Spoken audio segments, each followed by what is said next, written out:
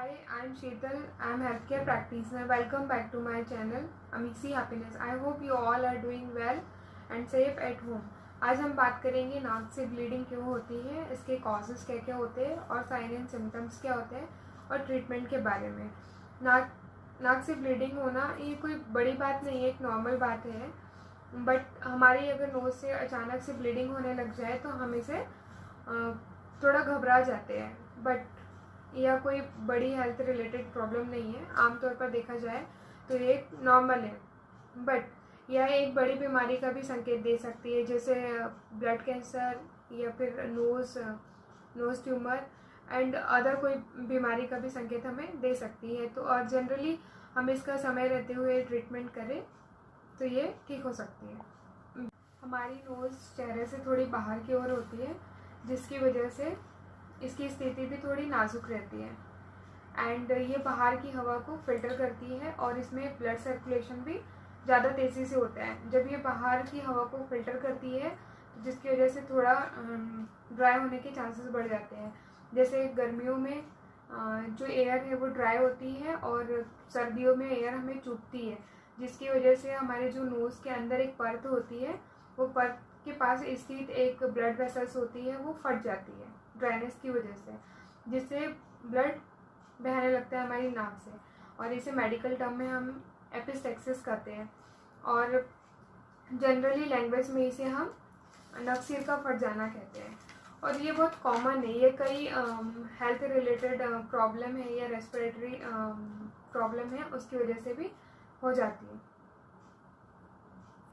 इसके अदर कारण होते हैं high blood pressure, nose tumour and blood cancer and other respiratory problems भी हो सकती है। और ये 2 टाइप से होता है, anterior nose bleeding and posterior blood nose bleeding. Anterior nose bleeding होता है कि जब हमारी नोज़ के अंदर जो परत होती है उसके पास की ब्लड वेसल्स फट जाती है, जिसकी वजह से जनरली ब्लीडिंग होती है।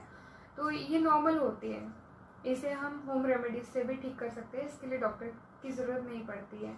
बट पोस्टीरियर नोज़ ब्लीडिंग जो है वो थोड़ी डेंजरस होती है, क्योंकि इसमें हैवी ब्लीडिंग होती है और ये बड़ी बीमारियों के कारण होती है। जैसे मैं आपको पहले बताई थी कि ब्लड कैंसर या आपकी नोज़ में ट्यूमर है या रेस्पिरेटरी प्रॉब्लम है, जिसकी वजह से पोस्टीरियर नोज़ ब्लीडिंग होती है।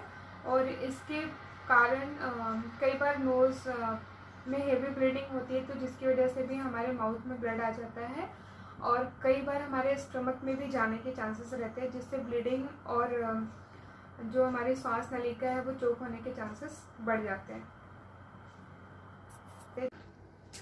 अब मैं बताती हूँ आपको जो कॉमन नोज़ ब्लीडिंग के कारण होते हैं। आप अगर कोई ऐसी मेडिसिन ले रहे हैं जो ब्लड को पतला करती है और थक्का बनने से रोकती है, जैसे एस्प्रिन, तो ऐसे लोगों में नोज़ ब्लीडिंग होने के ज़्यादा चांसेस रहते हैं। सर्दियों में भी नोज़ ब्लीडिंग होने के चांसेस बढ़ जाते हैं, क्योंकि जो हमारी रेस्पिरेटरी सिस्टम की जो अपर पार्ट में संक्रमण का खतरा अधिक हो जाता है। और नेक्स्ट है, जब टेम्परेचर कम होता है तो गर्म और सूखे एटमॉस्फेयर से भी नोज़ ब्लीडिंग काफ़ी होती है। अगर आप नशा करते हो, ड्रग्स लेते हो, जैसे कोकीन वगैरह सूंघते हो, उसकी वजह से भी नोज़ ब्लीडिंग होने के चांसेस रहते हैं।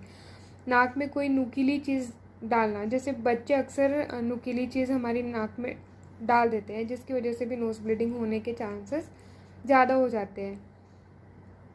नाक में फंसी किसी चीज़ को हम झटके से निकालते हैं, वो भी एक कारण है। नेज़ल स्प्रे का हम प्रयोग ज़्यादा करते हैं, वो भी एक कारण है।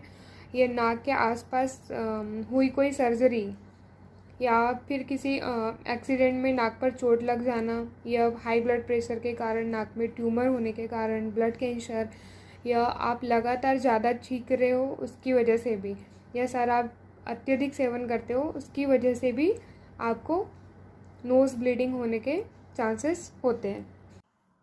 इसके सिम्टम्स होते हैं सर दर्द होना और चक्कर आना, कान से ब्लीडिंग होना, माउथ से ब्लीडिंग होना। ये कॉमन लक्षण हमें दिखाई देते हैं। और इसका ट्रीटमेंट होता है कि आप बैठ जाए, बैठने के बाद में हल्का सा आगे की ओर झुकने पर आपको सर नीचे नहीं करना है, सर आपका ऐसा ही ऊपर रहेगा। और ऊपर रहने के बाद में ये जो हार्ड वाला पार्ट होता है, ये हार्ड वाले पार्ट को नहीं दबाना है आपको, ये जो सॉफ्ट वाला पार्ट होता है ये, इसे दबाना है इस तरह से। और अगर बच्चा है या बड़ा है उसे मुंह से सांस लेने के लिए बोलना है। ऐसे हमें 5 से 10 मिनट तक कसकर दबा कर रखना है। फिर उसके बाद में आप टिश्यू पेपर या हैंकी ले लें, उसका यूज़ करें नोज़ के पास में, ताकि जो ब्लड है वो सोख ले। और आप बर्फ़ लगाएं नाक के पास में, गले में और सर के पास में, ताकि अच्छा फील हो। और कभी भी जब भी आपको ब्लीडिंग हो तो आपको सामने की साइड नहीं झुकना है, ना ही आपको लेटना है और ना ही आपको नोज़ को रगड़ना है। फिर और अगर ज़्यादा 20 मिनट तक आप वेट करें, अगर आपको नहीं आराम मिल रहा है तो आप डॉक्टर से कंसल्ट कर सकते हैं। इसके लिए स्पेशलिस्ट डॉक्टर होते हैं, ENT स्पेशलिस्ट, जो नाक कान गला के डॉक्टर होते हैं, उनको आप कंसल्ट कर सकते हैं। और कुछ चीज़ें हैं जिसे हमें बहुत ज़्यादा ध्यान देना चाहिए, जैसे कि ड्रिंक नहीं करना है, स्मोकिंग नहीं करना है। अगर आप ड्रग्स ले रहे हैं जैसे कोकीन वगैरह, तो इसको नहीं लेना है। नेज़ल स्प्रे यूज़ नहीं करना है। और अच्छे से प्रॉपर डाइट ले और अपना ध्यान रखिए। Thanks for watching. Spread happiness.